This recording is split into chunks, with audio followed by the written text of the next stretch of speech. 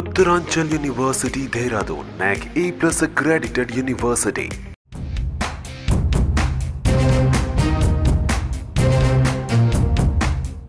ఏపీలో ఇప్పుడు పిఠాపురం పేరు ఓ రేంజ్లో వినపడుతుంది. స్టేట్ వైడ్గా అందరి దృష్టి ఆ నియోజకవర్గం పైనే. అక్కడ జనసేన అధినేత పవన్ కళ్యాణ్ పోటీ చేయడమే ఆ హైప్కి కారణం. అయితే ఈ సీటును అధికార పార్టీ కూడా ప్రతిష్టాత్మకంగా తీసుకోవడంతో హోరాహోరీ ఫైట్ నడిచింది. కాగా పవన్ గెలుపు కోసం అహోరాత్రులు శ్రమించిన వర్మ కీలక వ్యాఖ్యలు చేశారు. పవన్ ఓటమికి తనకు భారీ ఆఫర్ వచ్చినట్లు చెబుతున్నారు. ఇంతకీ వర్మకి అందిన ఆ ఆఫర్ ఏంటి?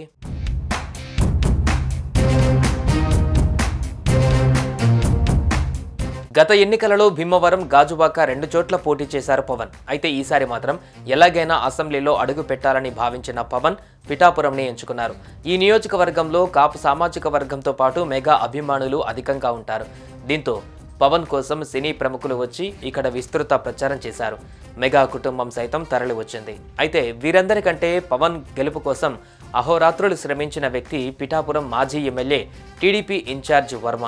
సీటు త్యాగం చేయడమే కాదు, ఎన్ని రకాల ఒత్తిళ్లు వచ్చినా కూడా తట్టుకొని పనిచేశారు. పవన్ను అత్యధిక మెజారిటీతో గెలిపిస్తానని శపథం పూనారు.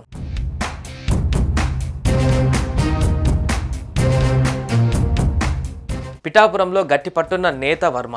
గతంలో ఆయనకు టికెట్ రాకపోతే ఇండిపెండెంట్గా పోటీ చేసి గెలుపొందారు. గత 5 సంవత్సరాలుగా నియోజకవర్గంలో పార్టీ అభివృద్ధికి శక్తి వంచన లేకుండా కృషి చేశారు. తప్పకుండా గెలుస్తానని ధీమాతో ఉన్నారు. సరిగ్గా ఇదే సమయంలో పొత్తులో భాగంగా జనసేనకు సీటు కేటాయించడంతో తెలుగు తమ్ముళ్లు భగ్గుమన్నారు. వర్మ ఇండిపెండెంట్గా పోటీ చేస్తారని ప్రచారం కూడా జరిగింది.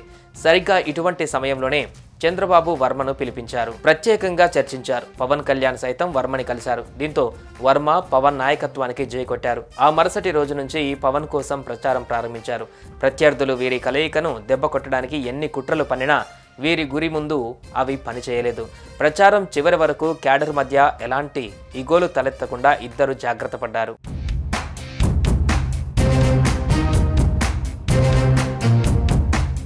అయితే వర్మను పార్టీలో చేర్చుకునేందుకు, ఇండిపెండెంట్గా పోటీ చేయించేందుకు అధికార పార్టీ చాలా రకాలుగా ప్రయత్నాలు చేసినట్లుగా చెబుతున్నారు. అంతేకాదు 100 కోట్లు ఆఫర్ చేస్తున్నట్లుగా ప్రచారం జరిగింది. ఓ టీవీ ఛానల్ ఇంటర్వ్యూలో వర్మ సంచలన వ్యాఖ్యలు చేశారు. తన మద్దతు కోసం వైసీపీ ప్రయత్నించిందని చెప్పుకువచ్చారు.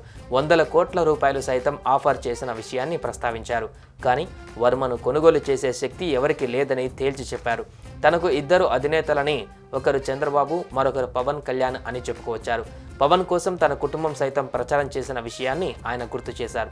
తన భావమరిదికి ముఖ్యమైన ఆపరేషన్ జరిగిందని, ఇటువంటి సమయంలో పిఠాపురం నియోజకవర్గాన్ని విడిచిపెడితే తప్పుడు సంకేతాలు వెళతాయని తాను వెళ్ళలేదన్నారు. చంద్రబాబు ఆదేశాలు తనకు కీలకమని, పవన్ గెలుపు కోసం కృషి చేయడం ఆనందంగా ఉందని వర్మ చెబుతున్నారు.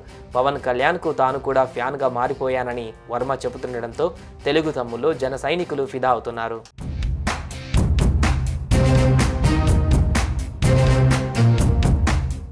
సుమన్ టీవీలో మీ పర్సనల్ అండ్ బిజినెస్ ప్రమోషన్స్ కోసం కింది నెంబర్కి కాంటాక్ట్ చేయండి.